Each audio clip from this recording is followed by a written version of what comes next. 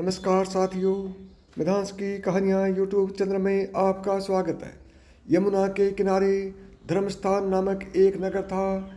उस नगर में गणाधीप नाम का राजा राज करता था। उसी में केशव नाम का एक ब्राह्मण भी रहता था। ब्राह्मण यमुना के तीर पर जप तप किया करता था। उसके एक लड़की थी जिसका नाम मालती था। वह बड़ी रूपवती थी। जब वह ब्याह के योग्य हुई तो उसके माता पिता और भाई को चिंता हुई। संयोग से एक दिन जब ब्राह्मण अपने किसी यजमान की बारात में गया था और भाई पढ़ने गया था, तभी उनके घर में एक ब्राह्मण का लड़का आया। लड़की की माँ ने उसके रूप और गुण को देखकर उससे कहा कि मैं तुमसे अपनी लड़की का ब्याह करूँगी। होनहार की बात की। उधर ब्राह्मण पिता को भी एक दूसरा लड़का मिल गया और उसने उस लड़के को भी यही वचन दे दिया। उधर ब्राह्मण का लड़का जहाँ पढ़ने गया था वहाँ वह एक लड़के से यही वादा कर आया। कुछ समय बाद बाप बेटे घर में इकट्ठे हुए तो देखते क्या है कि वहाँ एक तीसरा लड़का और मौजूद है। दो उनके साथ आए थे। अब क्या हो? ब्राह्मण, उसका लड़का और ब्राह्मणी बड़े सोच में पड़े। देवयोग से हुआ क्या कि लड़की को सांप ने काट लिया और वह मर गई। उसके बाप, भाई और तीनों लड़कों ने बड़ी भाग दौड़ की। जहर झाड़ने वालों को बुलाया पर कोई नतीजा न निकला।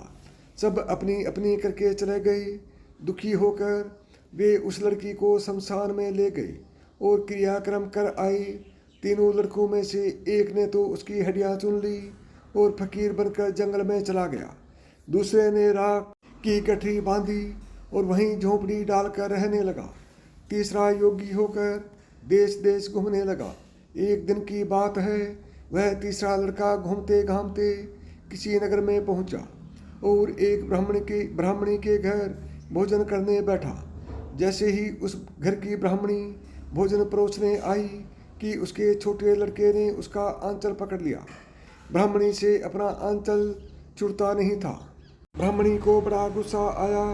उसने अपने लड़के को झिड़का, मारा पीटा, फिर भी वह न माना तो ब्राह्मणी ने उसे उठाकर जलते चूल्हे में पटक दिया। लड़का जलकर राख हो गया। ब्राह्मण बिना भोजन किए ही उठ खड़ा हुआ। घर वालों ने बहु तेरा कहा पर वह भोजन करने के लिए राजी न हुआ।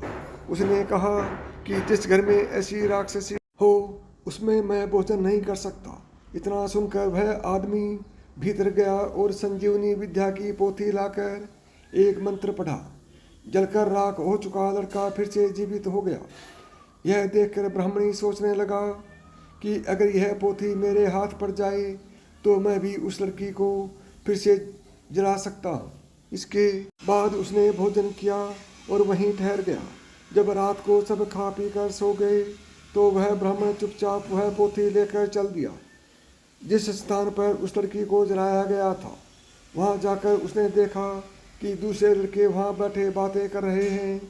इस ब्राह्मण के यह कहने पर कि उसे संजीवनी विद्या की पोथी मिल गई है और वह मंत्र पढ़कर लड़की को जला सकता है। उन दोनों ने हड्डियों और राख निकाली। ब्राह्मण ने जैसे ही मंत्र पढ़ा वह लड़की जी उठी। अब तीनों उसके पीछे आपस में झगड़ने लगे। इतना कहकर बेताल बोला, राजा बताओ कि वह लड़की किसकी स्त्री होनी चाहिए।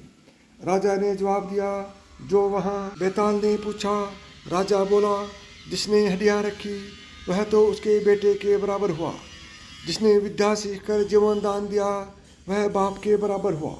जो राख लेकर रमा रहा वही उसकी हकदार है।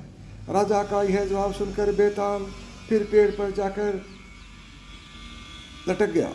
राजा को फिर लौटना पड़ा और जब वह उसे लेकर चला तो बेताल ने तीसरी कहानी क्यों सुनाई। साथियों, यदि आपको यह कहानी पसंद आई हो तो मिधांस की कहानियाँ यूट्यूब चैनल को सब्सक्राइब करें।